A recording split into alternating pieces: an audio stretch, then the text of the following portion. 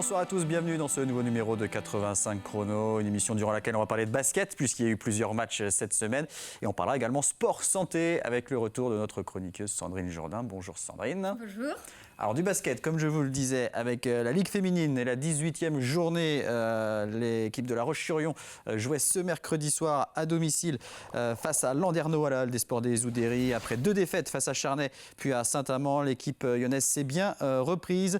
Les Lyonnaises qui ont pris le match par le bon bout en menant déjà de 18 points à l'issue du premier quart-temps, 29-11.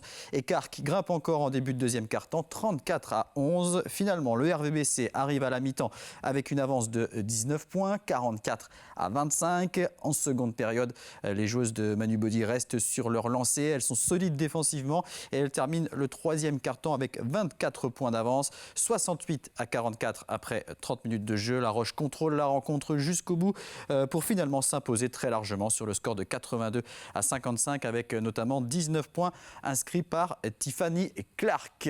On va regarder le classement de cette Ligue féminine. La Roche est 5e avec 8 victoires et 9 défaites, mais un championnat et un classement encore un peu tronqué en raison des matchs en retard. Le prochain match pour le RVBC, ce sera samedi soir à domicile face à Bourges, un match en retard de la 12e journée. Il reste 5 matchs à disputer dans cette phase régulière de Ligue féminine. On jouait également cette semaine en National 1 masculine, mardi soir, la 19e journée, avec notamment Chaland qui recevait Lorient à la salle Michel Vrignot, des Chalandais qui restaient sur 6 victoires consécutives et qui recevaient une équipe lorientaise qui joue le haut de tableau, elle aussi. Un bon début de match du VCB qui mène 17-10 en milieu de premier quart-temps. Lorient redresse la barre et Chaland ne mène plus que de 3 points après 10 minutes de jeu, 26-23. Deuxième quart-temps, un peu plus à l'avantage des Bretons qui réussissent à passer devant au tableau d'affichage grâce notamment à plusieurs paniers à 3 points. 46-44 pour Lorient à la mi-temps. Au retour des vestiaires, changement de physionomie, les Chalandais se montrent beaucoup plus agressifs. Ils imposent leur jeu face à des Morbihanais qui semblent déboussolés. Plus aucun tir ne rentre côté lorientais alors que tout sourit aux Vendéens. Chaland qui aligne un 27-0. Chaland qui remporte ce troisième quart-temps 33-12. Et donc après 30 minutes de jeu, le VCB mène 77-58. Lorient va se remettre la tête à l'endroit dans le dernier quart-temps, mais l'écart est trop grand pour espérer revenir sur des Chalandais en pleine confiance avec encore une fois une grande prestation du meneur américain Devon Thomas, auteur de 33 points. Victoire du VCB sur le score de 99-79, 7e succès d'affilée. On va écouter les réactions de l'entraîneur chalandais Antoine Michon ainsi que du meneur Martin Diakité. Je suis content surtout sur la manière. On jouait contre une équipe de Lorient qui est solide, qui venait de perdre chez elle contre Tours, des équipes de haut du tableau. Une première mi-temps difficile où je pense qu'on s'est laissé un peu impacter physiquement. Ça nous a porté préjudice et puis c'est la réaction de la mi-temps où là on s'est mis en avant, on a moins subi, on a même nous impacté et ça a changé la donne sur cette mi-temps. Voilà, donc on est dans une phase de progression actuellement. Je pense qu'on a fait un match assez complet.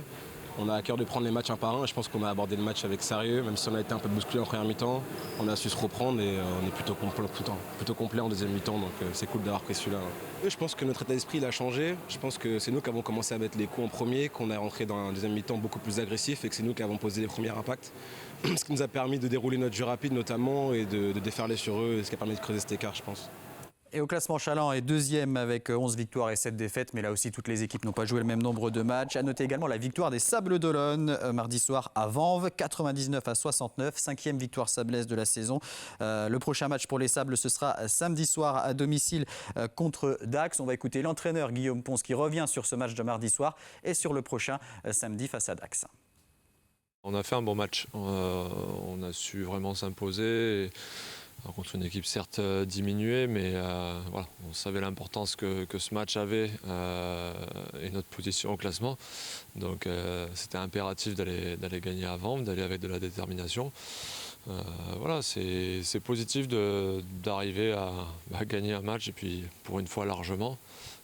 Ça permet aussi de gérer un peu les organismes parce qu'on a un deuxième gros match de la semaine contre Dax samedi. Où, on avait un objectif sur la semaine de 2 victoires. On a pris la première, maintenant il ne faut pas qu'on se rate sur la deuxième. C'est une équipe qui joue bien au basket, qui est propre, qui est rugueuse aussi, donc à nous d'être prêts pour vraiment répondre présent déjà dans la dimension physique. Et puis il faudra qu'on fasse un gros match de basket. On a su le faire sur certains matchs. On a l'opportunité d'enchaîner, d'essayer de le faire une deuxième fois. On jouera également à domicile samedi soir face à Vanves, l'équipe battue par les Sables, l'équipe de Vanves dernière au classement. On va retrouver Antoine Michon et Martin Diakité, entraîneur et meneur du Vendée Chalon Basket, qui nous parlent de ce prochain match. On sait qu'en N1, on n'a pas de marge.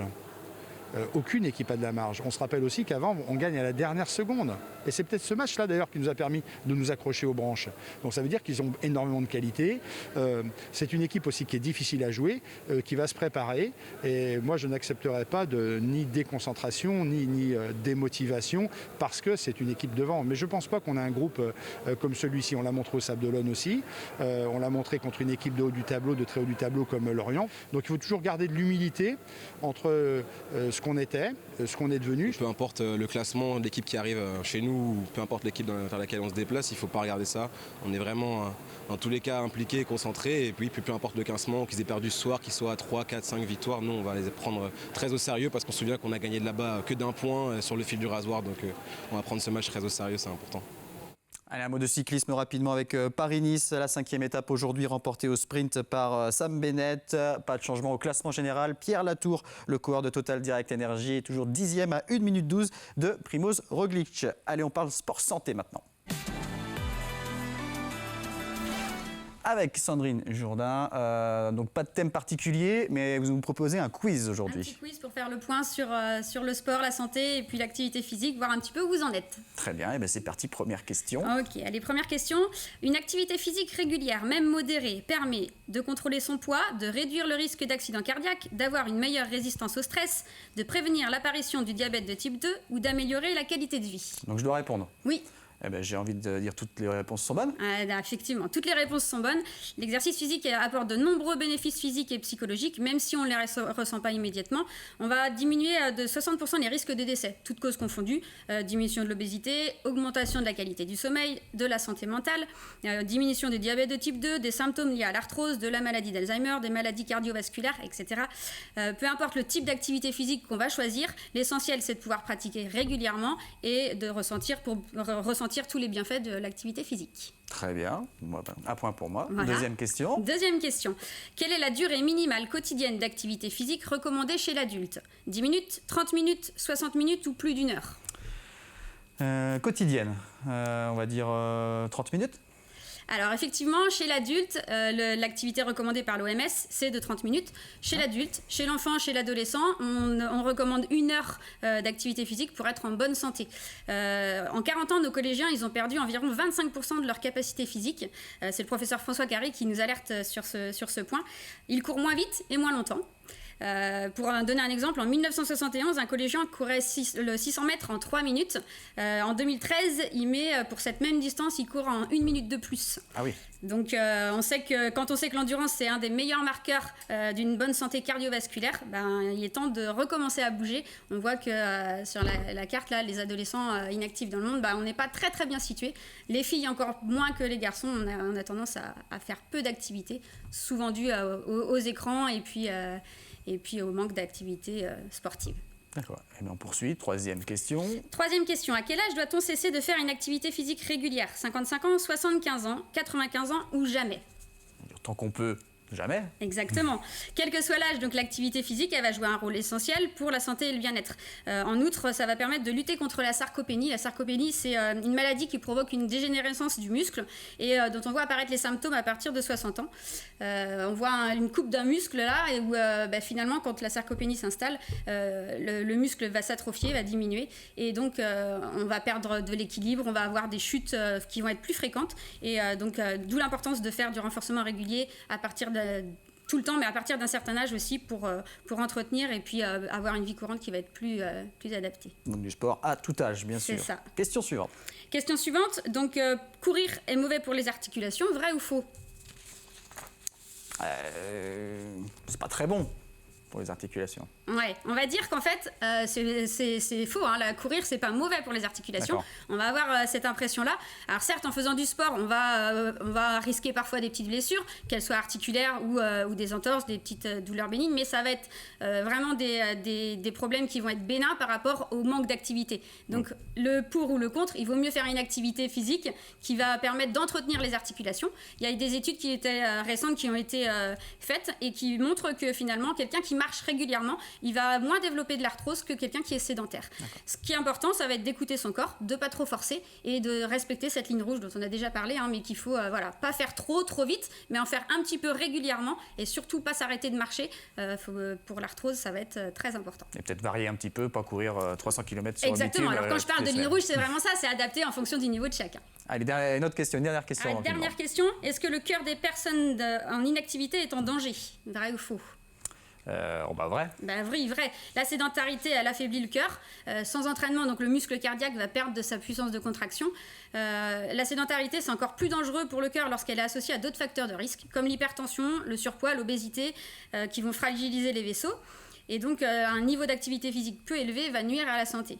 Il y a quand même, selon les estimations de l'OMS, il dit que la sédentarité provoque 600 000 décès en Europe par an. Et donc, ça entraîne une diminution de l'espérance de vie en bonne santé. Donc, surtout, il ne faut pas arrêter de bouger, surtout dans ces moments-là où on a tendance à rester chez soi, mais surtout bouger pour être en santé et éviter les maladies qui vont pouvoir nous atteindre si on ne bouge pas. Voilà, bouger, faire du sport à tout âge et régulièrement. Voilà le message qu'on peut ressortir de ce quiz. Merci beaucoup, Sandrine. Merci à vous de nous avoir suivis. On se donne rendez-vous lundi prochain pour un nouveau numéro de 85 chrono. On reviendra notamment sur les matchs de basket du week-end. Très bonne soirée à tous.